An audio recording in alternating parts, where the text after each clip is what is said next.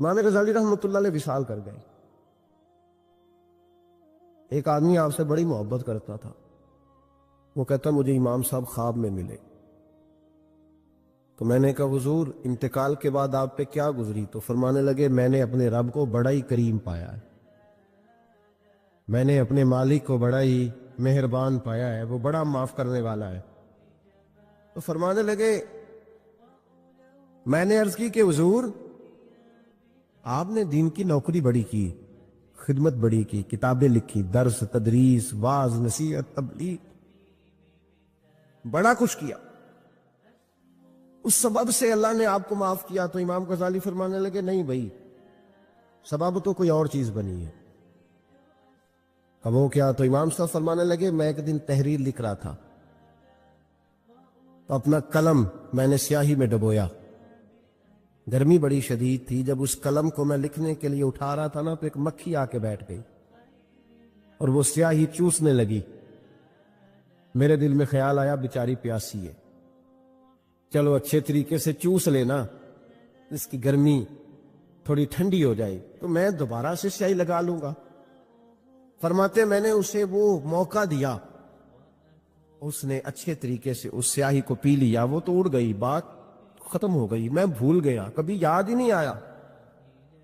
فرماتے ہیں جب میرا حساب ہونے لگا تو مالک کونین نے پوچھا غزالی وہ جو مکھی پہ رحم کیا تھا تو تیرا اس سے کیا لالچ تھا؟ کیا لالچ تھا؟ نہ تو اس کا کوئی ووٹ بینک تھا، نہ تیرے کام آ سکتی تھی، نہ وہ کوئی ڈیوٹی کر سکتی تھی، نہ تیرے کوئی وہ تیری تعریف کر سکتی. اس بے زبان سے کیا لالچ تھا؟ کیوں موقع دیا؟ تو امام غزالی فرمانے لگے مولا تیری مخلوق سمجھ کے، اللہ تیری مخلوق سمجھ کے. تو رب کریم نے فرمایا تو میری مخلوق پہ رحم کرے تو میں تیرے اوپر رحم نہ کروں؟ کھول دو جنت کے دروازے، میں نے غزالی کو بے حساب جنت عطا فرما دی. بھائی شرط یہ ہے کہ تو دیکھ تو صحیح، کبھی تو نے رحم کھایا ہے؟ تو نے کبھی توجہ کی ہے؟ ہمارے دائیں بائیں اتنے زیادہ دکھ نہیں جتنے زیادہ ہم لوگ ہیں، اتنے دکھ نہیں جتنے ہم ہیں. اگر تھوڑا سا غور کر، آپ یقین کریں ہماری گفتگو ہماری ذات سے شروع ہوتی ہے اور ختم بھی ہماری ذات پر ہی ہوتی ہے. او بھائی تو صرف اپنے آپ کو سجانے سنوارنے جو میرے ذہن میں آیا، اور یہ جو ہمارے تعلقات ہیں نا دنیا میں، یہ بھی ہم نے اپنی ذات کے لیے رکھے ہوئے. یہاں تو سلام اس سے لوگ لیتے ہیں جس سے کوئی کام پڑتا ہے، یہاں تو 2 4 5 رشتے اس لیے رکھے ہوئے ہیں کہ کبھی کوئی مصیبت آ گئی تو کام آئیں. کچھ تعلقات اس لیے تو غریب کو دوست بھی نہیں ملتا، اس لیے کہ اس سے کسی کو کام کیا پڑے گا. لوگوں نے شناسائی بھی ان لوگوں سے رکھی ہوئی ہے جن سے کچھ نہ کچھ ان کے ذاتی مفادات ہو. بس جب دل نرم ہوتا ہے نا، انسان کا دل نرم ہوتا ہے، تو وہ یہ نہ سمجھے کہ ایک آدمی کا دل نرم ہوا ہے، وہ سمجھے کہ پورے معاشرے پہ اللہ مہربان ہو گئے. اسلام کے اندر اجر و ثواب 2 طرح کا ہے، ایک بہتر ہے، ایک بہترین ہے. آپ نے کسی سے قرض لینا ہو تو اس کو مہلت دینا بہتر ہے اور معاف کر دینا بہترین ہے. کسی شخص نے آپ کے ساتھ زیادتی کی ہو تو اتنی ہی زیادتی اس کے ساتھ کر لینا جائز ہے، لیکن اسے معاف کر دینا یہ بہترین ہے. تو فرمایا وہ پہلے کان لگا کے سنتے ہیں، پھر بہترین بات کی پیروی کرتے ہیں. ان میں سے جو زیادہ اچھی چیز ہے اس کے مطابق عمل کرتے ہیں. اولئک الذین ھداھم اللہ، یہی لوگ ہیں جنہیں اللہ نے ہدایت عطا فرمائی ہے. وَأُولَئِکَ هُمْ أُولُو الْأَلْبَابِ، اور فرمایا یہ لوگ عقل والے ہیں، یہی ہیں جنہیں اللہ نے ہدایت دی اور یہ صاحبان عقل ہیں. ایک دنیا کے اندر عقل وہ ہے جس کا لوگ بہت زیادہ استعمال کرتے ہیں، تو وہ عقل انہیں بعض اوقات گمراہی کی جانب لے جاتی ہے. اس عقل کی بات بھی اقبال نے کہی ہے فرماتے ہیں کہ عقل عیار ہے،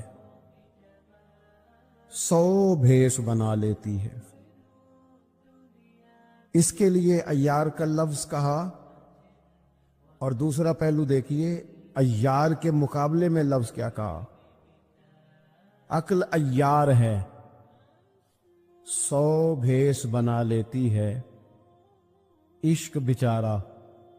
عقل عیار اور عشق بیچارہ، دیکھیں اس کے مقابلے میں جو جملہ دیا ہے، جو لفظ دیا ہے، یعنی لفظ عیار آپ جب بولتے ہیں عیار بڑا چلاک ہے، بڑا یار ہے، بڑا مکار ہے، تو زاویہ کیا بنتا ہے؟ اور جب آپ بیچارہ بولتے ہیں تو وہ بیچارہ، اب زاویہ دیکھیے کیا کھینچا، کہنے لگے عقل عیار ہے، 100 بھیس بنا لیتی ہے، عشق بیچارہ، نہ ملا ہے نہ زاہد نہ حکیم، یہ کچھ بھی نہیں، یہ بیچارہ کچھ بھی نہیں، بیچارہ جو ہوا۔ تو عقل کی طرف تو قرآن و سنت نے توجہ دلائی ہے، لیکن عقل سے مراد ہے فہم ہو، فراست ہو، حلم ہو، بردباری ہو، عاجزی ہو، غور فکر کرنے کا مزاج ہو، کسی چیز کو پورے شعور کے ساتھ بندہ قبول کرے۔ آج کل جن چیزوں کو لوگ عقل سمجھتے ہیں نا، وہ عقل نہیں ہے، وہ چالاکی ہے۔ آج کل لوگ عقل مند نہیں ہیں، چالاک ہیں۔ چالاکی اور چیز کا نام ہے، تیز تراری اور چیز کا نام ہے، عقل مند ہونا اور چیز کا نام ہے۔ یہ جو شطرنج کے ہیر پھیر سے لوگ دنیا چلاتے ہیں، یہ عقل مند نہیں ہوتے، یہ چالاک ہوتے ہیں۔ ہمارے ہاں ڈھیر سارے لوگ اپنی زندگی، اپنا گھر، اپنا کاروبار چالاکی سے چلاتے ہیں۔ چالاکیاں لمبی نہیں چلتی، ان کے پول کھل جاتے ہیں۔ تیزیاں لمبی نہیں چلتی، جلدی مکر واضح ہو جاتے ہیں۔ چالاک آدمی کے دوست نہیں ہوتے۔ آپ کسی کے ساتھ سیاست کے ساتھ زندگی گزار رہے ہیں تو وہ بھی آپ کے ساتھ سیاست ہی کر رہا ہے۔ جب آپ فہم کے ساتھ چلتے ہیں، فراست کے ساتھ، اب عقل کیا ہے؟ نبی پاک صلی اللہ تعالی علیہ وسلم نے فرمایا، کسی نے پوچھا یا رسول اللہ صلی اللہ علیہ وسلم بہترین مومن کون ہوتا ہے؟ تو نبی پاک علیہ السلام نے فرمایا جس کا اخلاق زیادہ اچھا ہو۔ تو یا رسول اللہ عقل مند کون ہوتا ہے؟ تو نبی پاک علیہ السلام نے فرمایا عقل مند وہ ہوتا ہے جو موت کو کثرت سے یاد کرے اور اپنی آخرت کی تیاری کرے۔ یہ عقل ہے، یہ شعور ہے۔ لیکن وہ چالاکی کے ساتھ دنیا داری میں بڑا اپنا نام بنا لے، بڑے پیسے جمع کر لے، بڑا جناب گھروندہ تیار کر لے، تو یہ چالاک ہے، عقل مند نہیں۔ فہم والے بنے، شعور والے بنے، اپنی زندگی فہم کے ساتھ گزاریں۔ آپ اپنے شعور کی بلندی کی طرف بڑھیں، اپنے بچوں کو تیز نہ کریں، چالاک نہ کریں۔ تو ایک درویش سے میری ملاقات ہوئی تو وہ بڑے بھولے بھالے تھے، ان کے بچے بھی بھولے بھالے تھے۔ تو میں نے سارے خاندان میں سب بھولے بھالے لوگ دیکھے، تو میں نے ان سے کہا کہ یہ کیا ماجرا ہے؟ تو کہنے لگے ہمارے دادا جی نے دعا کی تھی کہ یا اللہ میرے بچے چالاک نہ ہوں، یہ شاطر نہ ہوں، تیزیاں نہ کرنی آتی، یہ بھولے ہوں، درویش ہوں، ساتا ہوں۔ اولاد شعور تیز تراک ہو جائے نا، چالاک شاطر ہو جائیں، تو وہ تو ماں باپ کو بھی روز کوئی نہ کوئی کہانی ہی سناتے ہیں، وہ تو اپنے دائیں بائیں بھی کوئی نہ کوئی نیا قصہ ہی بیان کرتے ہیں۔ عقل مند بنے، شعور والا انہیں بنائیں، انہیں اچھے برے کی تمیز سکھائیں۔ یعنی شعور، چلاک آدمی تو حلال حرام کی پرواہ نہیں کرتا، بس وہ دیکھتا ہے میں نے پارٹی کو قابو کیسے کرنا ہے۔ لیکن عقل مند وہ ہوتا ہے جو دیکھے کہ یہ میرے لیے جائز ہے کہ ناجائز ہے، محنت سے کام کرے، شعور سے کام کرے، لیکن لقمہ حرام کبھی اپنے گھر داخل نہ ہونے دے۔ یہ شعور ہے، یہ بلندی ہے۔ یعنی شعور یہ ہے کہ اسے پتا چلے کہ یہ حق میرا ہے، یہ میرے بھائی کا ہے، یہ حق میرا ہے، یہ میرے ملازم کا ہے، یہ حق میرا ہے، یہ میرے پڑوسی کا۔ یہ شعور ہے۔ اور چالاکی کیا ہے کہ وہ تیزی دکھائے اور سب کا مال ہڑپ کر کے اپنے گھر لے آئے اور کسی کو پتہ بھی نہ چلنا دے۔ یہ چالاکی ہے۔ چالاک نہ بنے، باشعور بنے، فہم والے بنے۔ میرے نبی پاک صلی اللہ تعالی علیہ وسلم پر اللہ تعالیٰ نے جو قرآن مجید کتاب نازل کی، تو 300 کے لگ بھگ آیات قرآن پاک میں ایسی ہیں جن کا زیادہ مطالعہ ہے، وہ زیادہ جمع کر لیں گے۔ 300 کے قریب آیات ایسی ہیں جس میں اللہ تعالیٰ نے عقل اور شعور کی طرف بڑھنے کا حکم دیا ہے۔ فرمایا عقل والو غور کرو، تم دیکھتے نہیں زمین و آسمان میں اختلاف ہے، رات اور دن آتے جاتے ہیں، اس میں غور کرو، اس میں نشانیاں ہیں، پر ان کے لیے جو عقل رکھتے ہیں، جو شعوری بلندی رکھتے ہیں، تیزی نہیں، چالاکی نہیں، شاطر پن نہیں۔ ابو جہل جو تھا نا، وہ بیوقوف آدمی نہیں تھا۔ دور دراز سے لوگ اس کے پاس اپنے مقدمات کا فیصلہ کرانے آتے تھے۔ چالاک آدمی تھا، اتنی زبردست بات کرتا تھا، اتنی اچھی باتیں سناتا تھا کہ لوگ لوٹ پوٹ ہوتے تھے، گھنٹوں بیٹھ کے لوگ اس کی بات سنتے تھے۔ لیکن شاطر تھا، عقل مند نہیں تھا۔ اگر عقل مند ہوتا تو اسے نظر آ جاتا کہ وہ دیکھو آفتاب نبوت چمک رہا ہے، وہ غلام ہو جاتا ہے رسول پاک کا۔ لیکن وہ چالاک تھا، چالاکیاں کرتا رہا، تیزیاں دکھاتا رہا۔ اس نے اس ترتیب سے اسلام کی مخالفت کی۔ آپ دیکھیں نا، جس رات نبی پاک صلی اللہ علیہ وسلم کو شہید کرنے کا ارادہ ان ظالموں نے کیا ہے، تو بڑی پلاننگ کی۔ ہر قبیلے سے ایک ایک بندہ لے کے آؤ، ہر قبیلے سے، اور اس کے ہاتھ میں تلوار تھماؤ۔ جب ہر قبیلے کا بندہ ہوگا تو اگر معاذ اللہ حضور کو شہید کرنے میں کامیاب ہو گئے تو کسی ایک قبیلے پر الزام بھی نہیں آئے گا، اور بنو ہاشم کسی ایک قبیلے کا مقابلہ بھی نہیں کر سکیں گے۔ اس چالاکی سے، یہ کبھی لوگوں کی سمجھ میں باتیں نہیں آتی تھی، پر چالاک تھے، اس چالاکی سے یہ دین کی مخالفت کرتے تھے، یہ تیزی دکھا کے مخالفت کرتے تھے، اور جناب صدیق اکبر دفاع کی کوششیں کرتے تھے۔ وہ شعور کے ساتھ، فہم کے ساتھ انہوں نے بھی انداز اختیار کیا نا۔ انہوں نے چالاکی کی کہ ہر قبیلے سے ایک ایک بندہ، وہ تو اللہ کی حکمت تھی کہ سرکار نے ایک مٹھی میں پکڑ کے مٹی پھینکی تو ان کی آنکھوں کے آگے اللہ تبارک و تعالیٰ نے پردے ڈال دیے، لیکن اس کے مقابلے میں حضرت صدیق اکبر فہم و فراست کا، شعور کا وہ مظاہرہ کر رہے ہیں۔ وہ کیسا بندوبست کرتے ہیں؟ کہتے ہیں اپنے غلام سے کہ 2 اونٹنیاں موٹی تازی، ان کو تم نے لے کے غار کے اس جانب آ جانا ہے۔ اپنے غلام سے کہتے ہیں کہ تم نے ان اونٹنیوں کو وہاں پہنچانا ہے۔ بیٹے سے کہتے ہیں سارا دن کام کاج کے سلسلے میں ادھر ادھر جانا اور کافروں کی باتیں سن کے پہنچانا کہ نیا منصوبہ کیا بنا رہے ہیں۔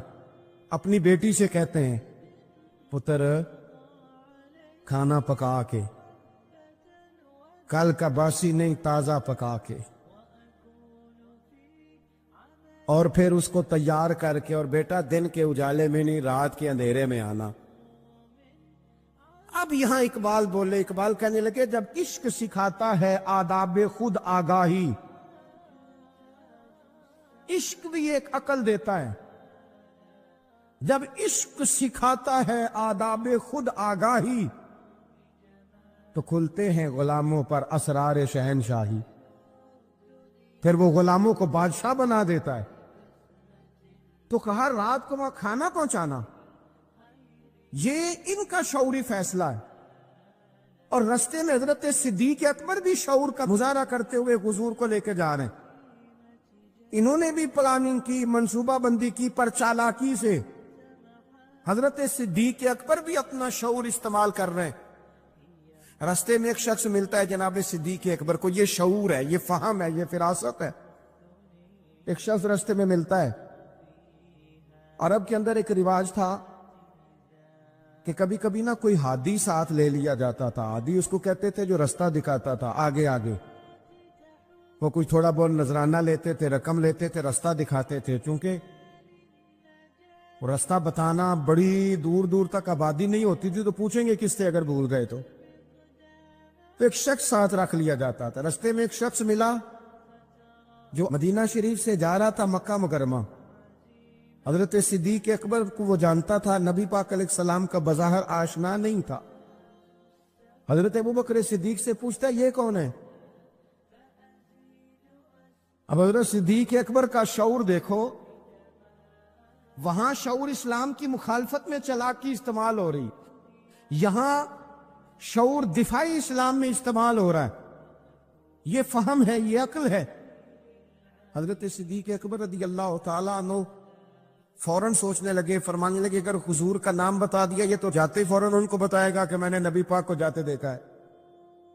وہ کہنے لگے کون ہے؟ آپ سوچ میں پڑ گئے یہ کون ہے؟ تو حضرت صدیق اکبر نظریں جھکا کے، ہاتھ باندھ کے حضور کی طرف چہرہ موڑ کے کہنے لگے یہ میرے ہادی ہیں، یہ مجھے راستہ دکھاتے ہیں.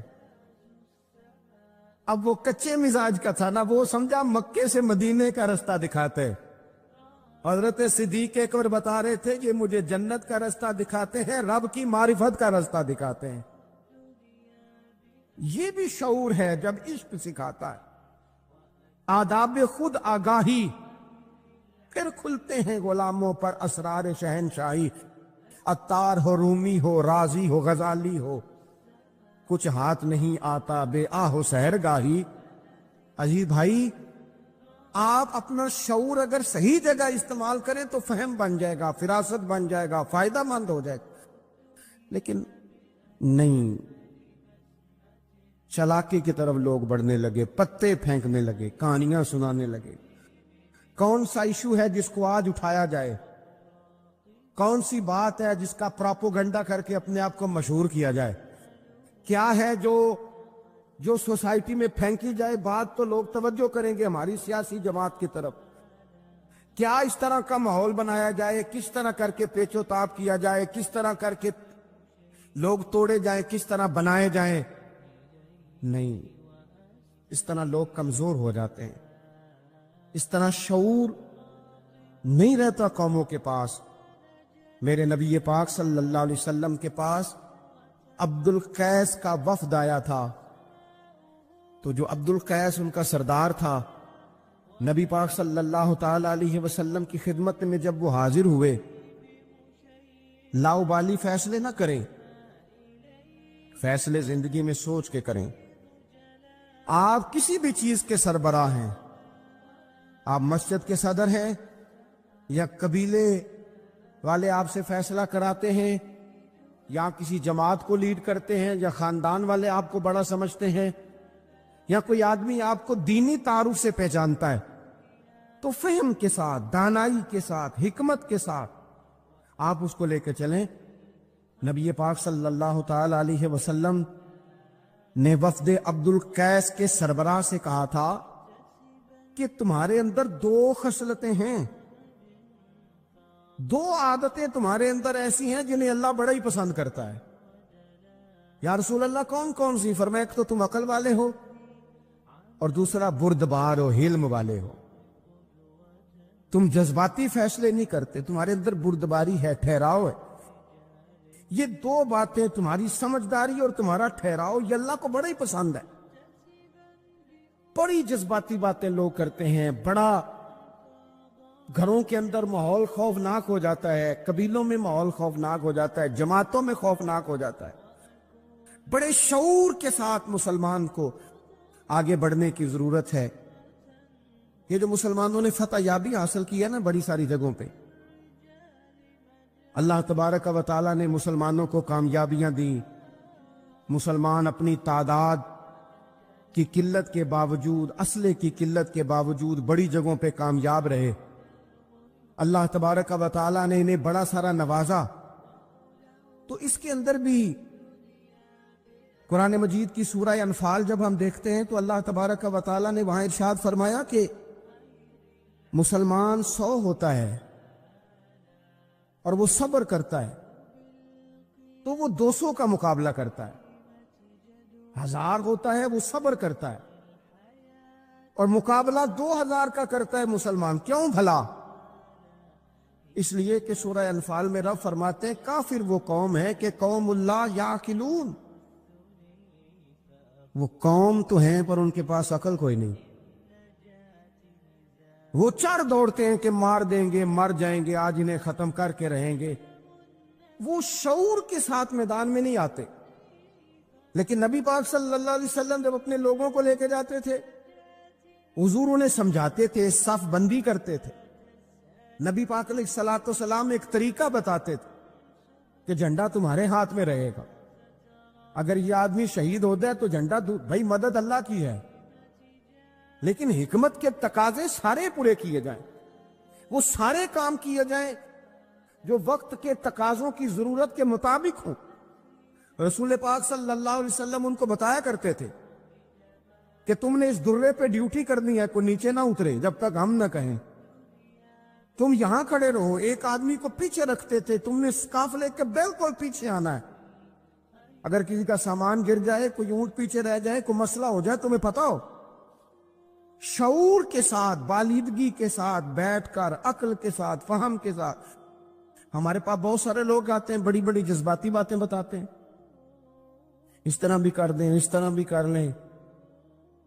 آپ لوگوں کو یہ بھی بتائیں، بڑے بڑے رکے آتے ہیں، بڑی بڑی باتیں سخت لوگ کرنے کا کہتے ہیں، ایسی کی تیسی کر دیں آپ. تو ہمیں پتہ ہے، چلیں تھوڑا سا کتاب و سنت اپنی نظر سے صحیح، تھوڑے علم سے صحیح، پر ہمیں بھی تھوڑا سا پتہ ہے. تو میں بہت سارے دوستوں کو کہا کرتا ہوں کہ او بھائی چلو ٹھیک ہے، سخت بات نہیں کرتے، جلال میں نہیں آتے، پر اس کا یہ مطلب تو نہیں نا کہ ہمیں پتہ نہیں کسی بات کا. نبی پاک صلی اللہ علیہ وسلم نے انسان کو کہا کہ اندر کا بوجھ اتار دے ورنہ تیرے لیے جینا مشکل ہو جائے گا. یہ اتار دے اندر کے سارے بوجھ، یہ جھوٹ کا بوجھ، یہ عداوت کا بوجھ، یہ حسد کا بوجھ. اعلیٰ حضرت بریلوی رحمۃ اللہ علیہ ملفوظات شریف میں فرماتے ہیں کہ حسد کرنے والا سامنے والے بندے پہ اعتراض نہیں کرتا، بلکہ حسد کرنے والا اللہ کی تقسیم پہ اعتراض کرتا. وہ کہتے ہیں اسے کو دیا ہے، مجھے دینا چاہیے تھا. بحث کرتے ہیں لوگ، اپنے گھر بیٹھ کے دلائل جمع کرتے ہیں. کبھی کسی شخص کے بارے میں آپ ذرا قرآن مجید پڑھیں اور میرے رسول کریم صلی اللہ تعالی وسلم کی احادیث کا مطالعہ کریں. قرآن تو حضرت موسیٰ کی شان بھی بیان کرتا ہے، حضرت یوسف کے تذکرے نہیں بیان کرتا قرآن، جناب عیسیٰ روح اللہ کی عظمت قرآن بیان نہیں کرتا. اعلیٰ حضرت بریلوی رحمۃ اللہ علیہ کے سامنے کسی نے شعر پڑھا کہ شان یوسف جو دبی تو وہ بھی اسی در پہ دبی. تو اعلیٰ حضرت فرمانے لگے تمہیں غلطی لگ گئی ہے، میرے نبی کسی کو دبانے نہیں آئے. تو بندے بڑے حضرت ہوتے ہیں نا جی، اعتراض تو پڑا ہے، ابھی واٹتے پہ آئے. تو کہنے لگا جی شعر پہ اعتراض کرنا آسان ہے پر شعر کہنا مشکل ہے. تو فرمانے لگے چلو کہہ بھی دیتے ہیں. اس نے کہا دی آپ کہیے. تو فرمانے لگے شعر یوں کہو کہ شان یوسف جو بڑی وہ بھی اسی در سے بڑی. شان یوسف جو بڑی تو وہ بھی اسی. عزت دینے سے آپ کوئی کمزور ہو جائیں گے؟ کوئی نقصان ہو جائے گا کسی کو عزت دینے سے؟ کیا فرق پڑتا؟ لیکن آپ یقین کریں کہ وہ اتنی مصیبت بنی ہے عزت لینے کی، پروٹوکول لینے کی، اپنا آپ منوانے کی، اتنی زیادہ. بلکہ وہ لوگ جن کو بالکل اس چکر میں نہیں پڑنا چاہیے تھا، درویش لوگ، وزیروں کا بھی استقبال ہو رہا ہوتا ہے اور پیروں کا بھی استقبال ہو رہا ہوتا ہے. کوئی وزیر چڑھ جائے روڈ پہ تو رستہ غریب آدمی کو پھر بھی نہیں ملتا، تو کوئی تگڑا پیر چڑھ جائے تو پھر بھی نہیں رستہ ملتا. حالانکہ یہ درویش ہیں، یہ فقیر ہیں، یہ فقر کا درس دیتے ہیں، لیکن چاؤ ہی بڑا ہے. میرے رسول کریم صلی اللہ علیہ وسلم نے سادہ اور سمجھ والا اور عین طبیعت کے مطابق، جس میں کسی بندے کو کوئی مشکل نہ ہو، پتہ ہے میرے محبوب کا کمال یہ تھا کہ نبی کریم تک رسائی بڑی آسان تھی. ہر بندہ بڑی آسانی سے پہنچ جاتا, بڑی آسانی سے. بخاری میں بھی حدیث ہے, لیکن قاضی اعجاز رحمت اللہ تعالی علیہ نے بڑے پیار سے لکھی ہے اور انوکھا رنگ ان کی تحریر میں چھلکتا ہے. حضرت انس بن مالک رضی اللہ تعالیٰ عنہ فرماتے ہیں کہ ملک شام کا ایک شخص حضور کی بارگاہ میں حاضر ہوا اپنے بادشاہ کا کوئی پیغام لے کے. غریب آدمی نا ویسے ہی طبعاً ہی تھوڑا سا مایوس ہوتا ہے, ڈر رہا ہوتا ہے, وہ سہما ہوا ہوتا ہے. لیکن حالات کے سہمے ہوئے لوگوں کو بتا دو, حالات بدل جاتے ہیں, ایک جیسے نہیں رہتے. لیکن یہ بیچارے سہمے, یہ ہر جگہ ڈر رہے ہوتے ہیں. یہ آستانوں پہ بھی ڈر کے پیچھے بیٹھے ہوئے ہوتے ہیں. آستانوں پہ بھی پروٹوکول مل رہا ہوتا ہے جس کی جیب تگڑی ہوتی. تو ڈرتے ہیں یہ لوگ اور ان پہ پریشر بڑھا دیا جاتا ہے. کچھ ایسے کام کیے جاتے ہیں جن سے ان کی دلوں پر بوجھ بھی رہتا ہے کہ نہیں نہیں یہاں بات کوئی نہیں کرنی. حضرت انس بن مالک رضی اللہ تعالیٰ عنہ فرماتے ہیں جب وہ آیا نا نبی کریم کی بارگاہ میں تو وہ کانپنے لگا. کوئی بات بھی نہیں ہوئی, کوئی ایسا مسئلہ بھی نہیں ہوا, لیکن وہ کانپنے لگا اور تھر تھر کانپنے لگا. تو اللہ کے رسول صلی اللہ علیہ وسلم نے اسے فرمایا کہ کیوں ڈرتے ہو, کیا بات؟ کہنے لگا میں مدینے کی جو ریاست ہے اس کے سربراہ کے پاس آیا. غریب آدمی ہوں, ڈر لگتا ہے کوئی ایسی بات نہ ہو جائے کہ آپ ناراض ہو جائیں. تو انہوں نے تو دیکھا تھا نا ان لوگوں کو کہ جو جانور کو مالک کی مرضی کے بغیر چھاؤں میں باندھ دیتے تھے تو مار پڑتی تھی. اتنا سیانہ ہو گیا تو مرضی کرے گا, مجھے ڈر لگ رہا ہے. حضرت انس بن مالک کہتے ہیں بات کہاں کی تھی, چلی کہاں گئی. اس نے کیا کہا اور پھر جواب میں میرے محبوب نے کیا فرمایا. آپ ذرا بات کا لیول دیکھیں اور حضور کی گفتگو کا سٹیٹس دیکھیں. یہ وہ لوگ, یہ وہ تربیت ہے جو لوگوں کے دلوں اور روحوں تک اترتی ہے. میرے نبی کریم صلی اللہ تعالی علیہ وسلم نے بات سنی تو حضور رو پڑے اور اتنا روئے کہ گھٹنوں کے بل زمین پر بیٹھ گئے. جناب انس بن مالک فرماتے ہیں حضور فرمانے لگے نہ بھائی تو کسی بادشاہ کے پاس نہیں آیا, نہ تو کسی حکمران کے پاس نہیں آیا, تو اس بیٹے کے پاس آیا ہے جس کی ماں گوشت کے خشک ٹکڑے کھا کے بھی رات گزار لیا کرتے. میری ماں تو گوشت کے خشک ٹکڑے کھا کے رات گزار لیتی تھی, نہ تو کسی. حضرت انس بن مالک کہتے ہیں اس نے بات سنی تو وہ بھی رو پڑا اور میں نے سنی تو میں بھی رو پڑا. دوستو رسول کریم دیکھیں نا ہم لوگوں نے کس طرح کا لیول بنایا ہوا ہے. ابھی تک وہ جو دولت کا رٹا ہے تھوڑا بہت وہ ابھی تک چلتا ہے. ابھی تک خاندان کے اندر کوئی بندہ امیر ہو جائے تو چودھری بھی وہی ہوتا ہے, سیانا بھی, میرا تو خیال ہے پیر بھی وہی ہوتا ہے. شرط یہ ہے کہ اس کے پاس پیسے ہونے چاہیے, وہی شیخ ہوتا ہے, سارا کچھ وہی ہوتا ہے. نبی پاک صلی اللہ علیہ وسلم نے ہمیں کہا کہ یہ تمہارے اندر کے بوجھ ہیں. ما حاک فی صدرک, گناہ جو ہوتا ہے یہ کھٹکتا ہے سینے میں, یہ بندے کو پریشان کرتا ہے, بندہ تکلیف میں ہوتا ہے کسی کو پتہ نہ چل جائے. ہم لوگوں نے آہستہ آہستہ کر کے نا احساسات کی دنیا چھوڑ دی ہے. ہمارا مزاج نہیں, چھوٹی چھوٹی باتیں ہوتی ہیں لیکن ہم توجہ نہیں کرتے. کوئی اتنا مشکل بات نہیں کہ رات کو بیٹا پھل لے کے آیا تو اپنی بیوی کے کمرے میں چلا گیا. لوگ اس کی ماں کو اور اس کے باپ کو یہ بات آسانی سے کہہ دیتے ہیں کہ آپ حوصلہ کریں, دفع کریں, جو کر رہا کرنے دیں. لیکن جس بندے کی کل کمائی اس کا پتر ہو اور بھری جوانی میں جس نے کہا ہو بیوی سے کہ چل میں پرانے کپڑوں پہ عید گزار لوں گا, تو نئے کپڑے بچوں کے لے آ. جس نے 30 سال سعودی عرب میں, دبئی میں, مسقط میں, پردیس میں گزارے ہوں پر وہاں کمبل بھی نہ بدلا ہو کہ چلو بچے میرے پڑ جائیں, اس کی کل کمائی باغ تیرے دی کر کر راکھی, ساری عمر گزاری تو جدوں یہ باغ پکن تے آیا لے گئے اور وپاری, تو وہ پھر جا کے تو 6 کنو رکھ کے پلیٹ میں اپنی بیوی سے کہتا ہے جابا جی کو دے آ. یہ کہنا آسان ہے باپ کو کہ تو صبر کر، حوصلہ کر، پر وہ باپ جب پیچھے پلٹ کے دیکھتا ہے تو کہتا ہے دنیا نے تو تجھے تحفہ دیا ہوگا، میں نے تو جوانی تجھے دے دی، خوشیاں ساری تیرے نام کر دی اور تو میرے ساتھ یہ سلوک کرنے چلا۔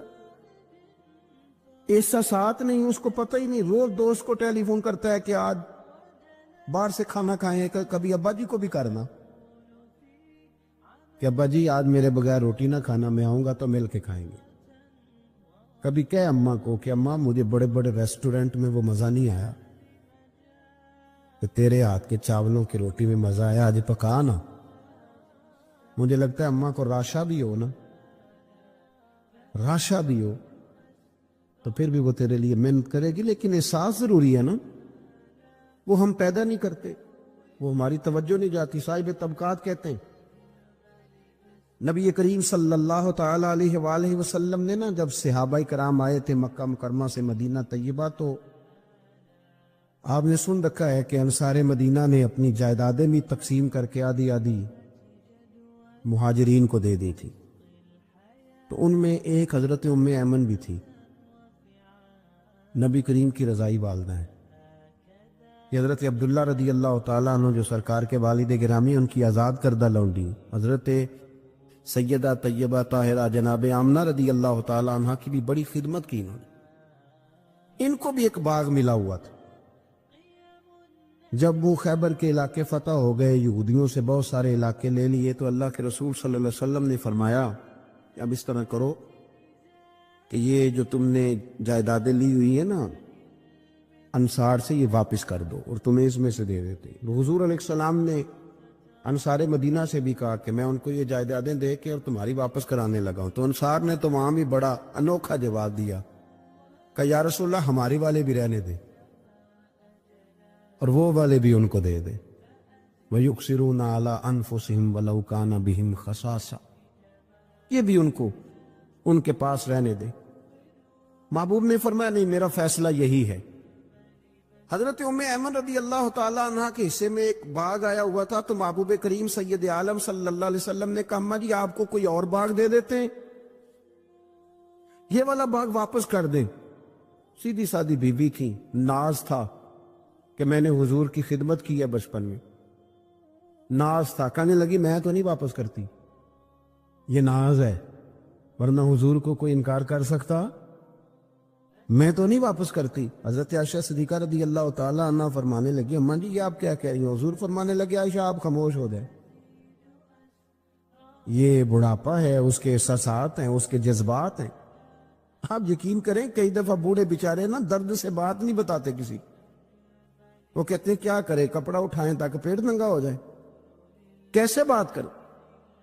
نبی کریم سید عالم علیہ السلام اماں جی کے قریب گئے، کہا اماں جی میرے ساتھ چلو ایک دفعہ باغ دیکھ تو لو۔